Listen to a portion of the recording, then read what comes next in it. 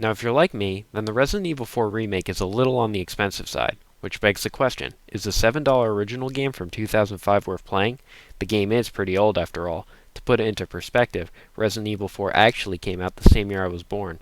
It's even older than me by a few months. However, regardless of the age, I can assure you that Resident Evil 4 is worth $7, and even has some moments that I'm disappointed to say did not make it into the remake, which give the original some special charm.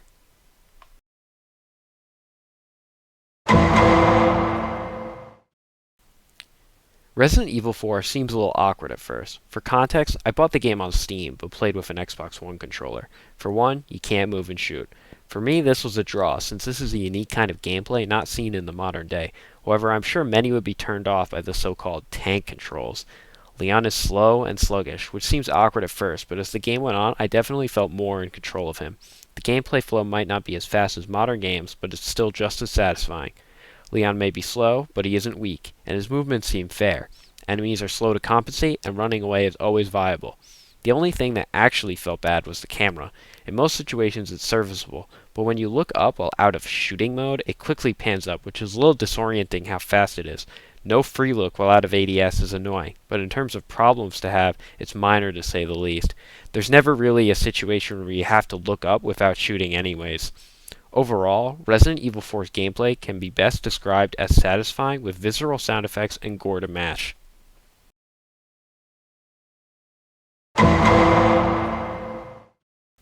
Resident Evil 4 truly shines in the story department. This plot makes no sense at all, and that's what makes it so entertaining.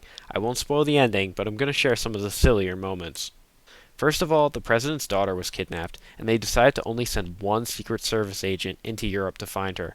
One, the USA is one of the largest militaries in the world, and we left the fate of the president's daughter to one guy. Not just one guy, but a guy in no body armor, and only carrying a pistol with 30 rounds and a first aid spray. I mean, I'm glad everyone is confident in Leon, but I'm sure he'd appreciate some more supplies. Later in the game, you actually have to buy the body armor for an upscaled price, even though they could have totally just given it to him at the start. Leon starts his journey in Europe by breaking into a house and speaking English to locals who clearly only speak Spanish. He then has the audacity to get mad at the guy for not understanding, which is the most American thing he could have done.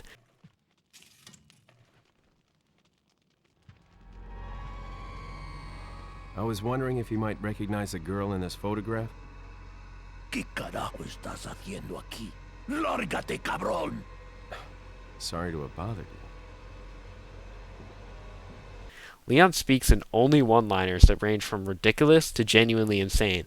Leon is also less focused on the mission and more focused on style points, as seen from his insistence on roundhouse kicking and suplexing his enemies. I'm also going to share 3 clips with no context of Leon just doing stuff, and it's up to you to figure out what the fuck is going on. To be honest, it's clips like these that made me want to install the game and kept me playing even when the third act was kind of ass.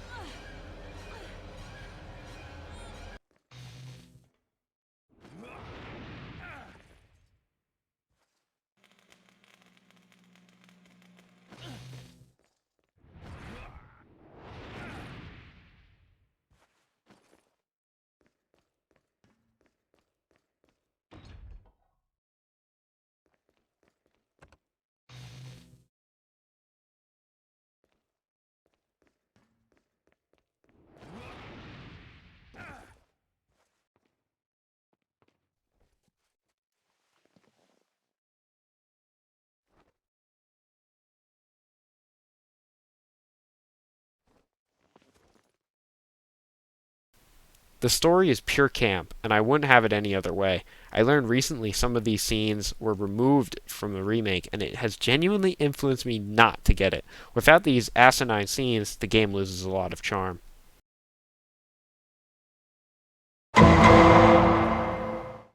I can really only speak for the PC port, but here's some issues or annoyances I found. The most forgivable one is the save system, which is based on slots, which some games still do, but that's mostly a relic of a bygone era. I'd prefer the game autosave, but I guess save slots have its advantages, so that's just personal preference.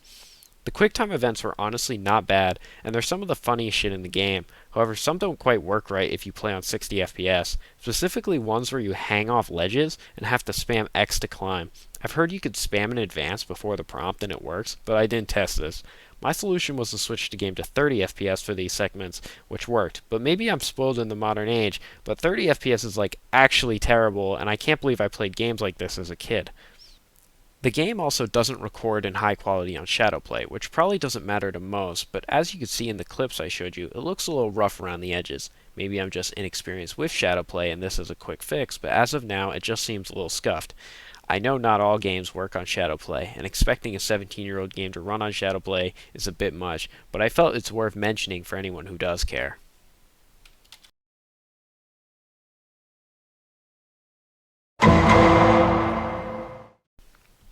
Overall, Resident Evil 4 is fun, short, and plain stupid.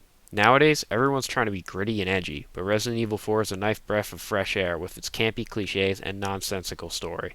I would give Resident Evil 4 a 7 out of 10, which sounds low, but I stick by the firm belief that a 5 out of 10 means average, which puts Resident Evil 4 well above it. It won't change your whole life perspective as it might have been able to do back in 2005, but it's surely still a fun game to this day.